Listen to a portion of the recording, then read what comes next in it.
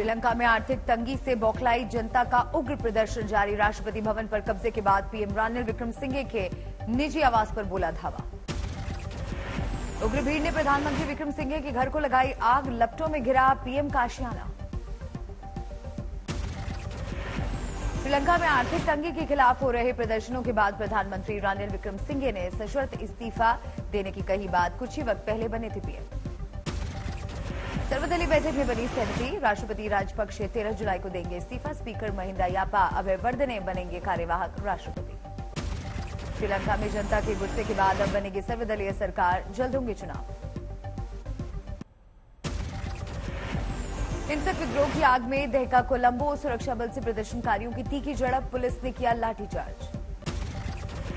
कोलंबो में उग्र प्रदर्शनकारियों पर सुरक्षा बल ने वाटर कैनन का भी किया इस्तेमाल। श्रीलंका में गहराया संकट। कल प्रदर्शनकारियों ने राष्ट्रपति गोटाबाया राजपक्षे के आवास पर किया कब्जा। राष्ट्रपति गोटाबाया के आवास में घुसकर प्रदर्शनकारियों ने की तोड़फोड़। कोलंबो में प्रदर्शनकारियों ने गोटाबाया के आवास में स्विमिंग पूल में मनाया जश्न, जमकर की मस्ती।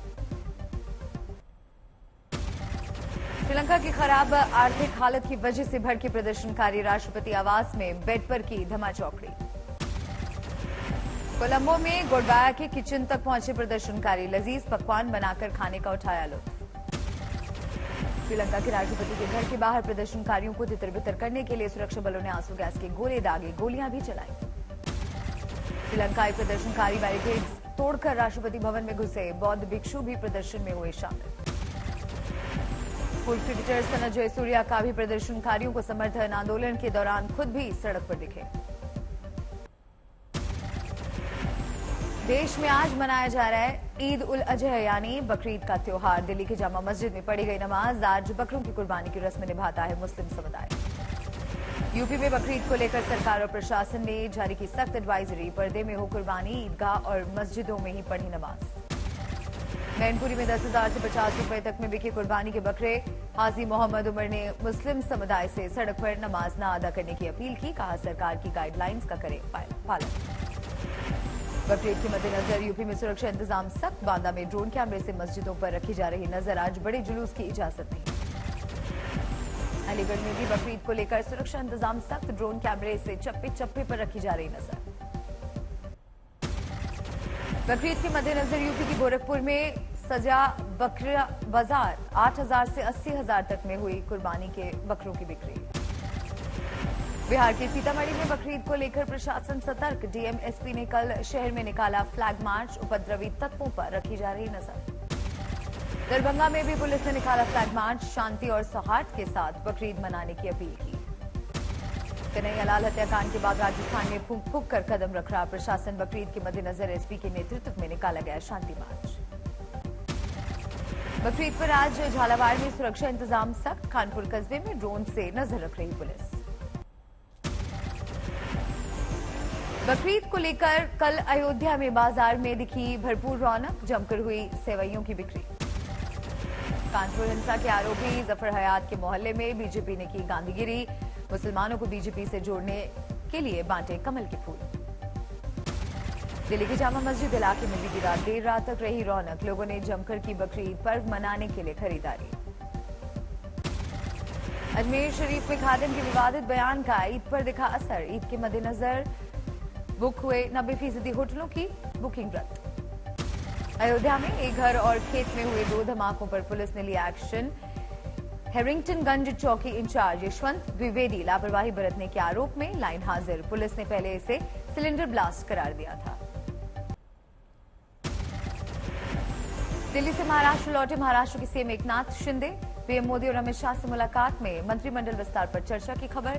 11 जुलाई को सुप्रीम कोर्ट में सुनवाई के बाद हो सकता है कैबिनेट विस्तार।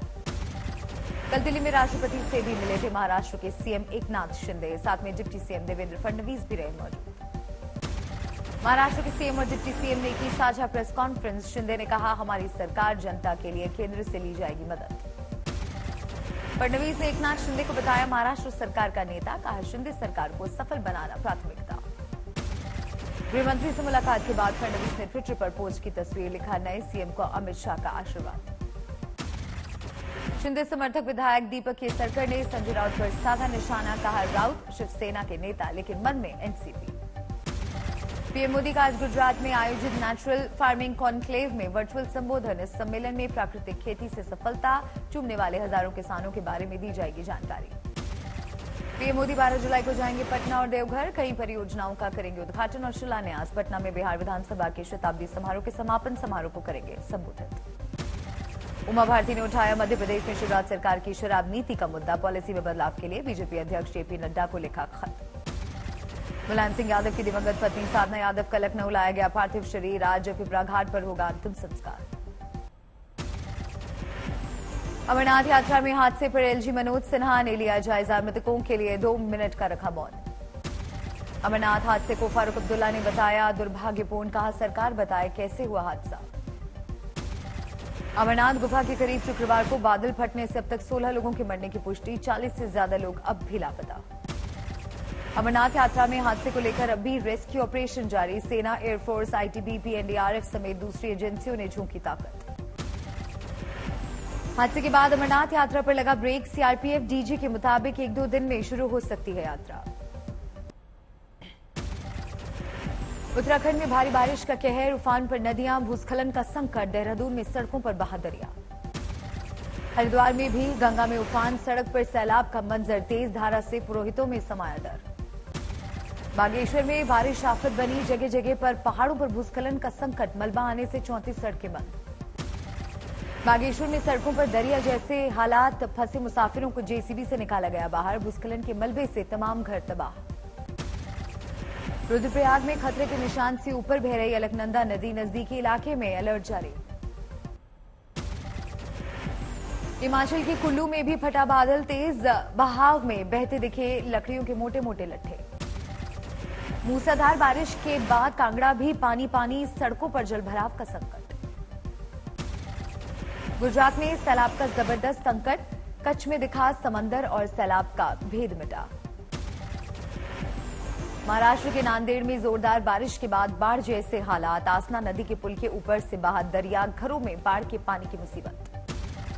महाराष्ट्र के चंद्रपुर में घरों दुकानों में घुसा बाढ़ का पानी, सामान हुआ बर्बाद, पुल भी तेज बहाव में बहा।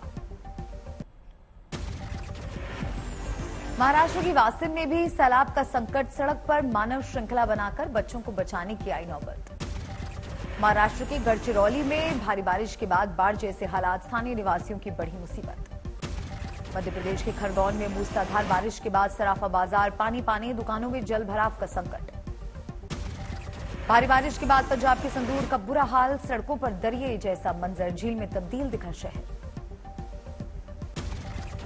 कुछ घंटों की बारिश में पानी पानी हुआ राजस्थान का शहर सीकर, समंदर में तब्दील दिखी सड़कें, राहगीरों की बड़ी मुसीबत, दुकानों में भी घुसा पानी।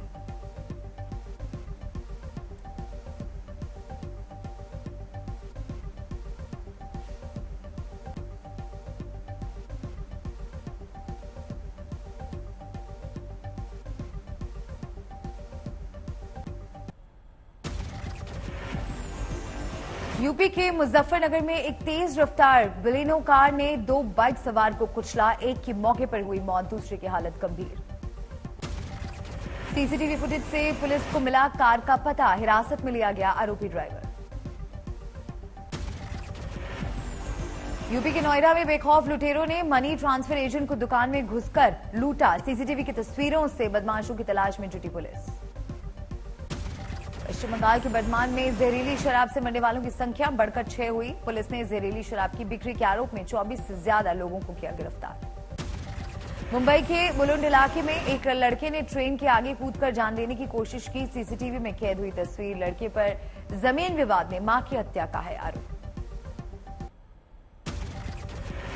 असम के नौगांव में जनता ने तोड़ा कानून, एक महिला की हत्या के आरोपी को खुद ही बतौर सजा दिया मृत्युदंड, जिंदा जलाकर मार डाला। सूचना पर पुलिस ने कब्र से निकाला शव, 2 लोगों को हिरासत में लिया।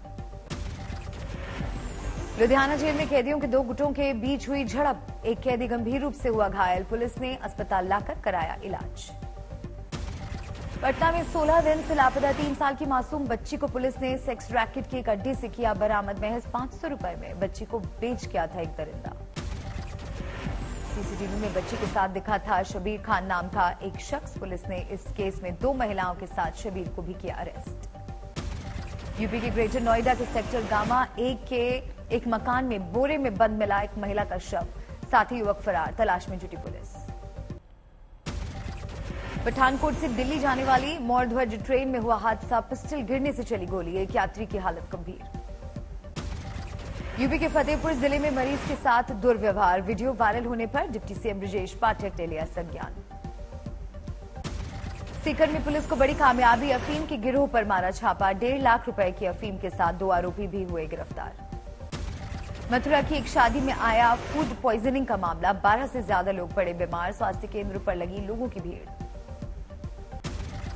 बिहार के मधेपुरा में बेखौफ अपराधियों ने पुलिस की टीम पर किया हमला, उदाकी शुकनगंज थाने के पास हुआ हादसा।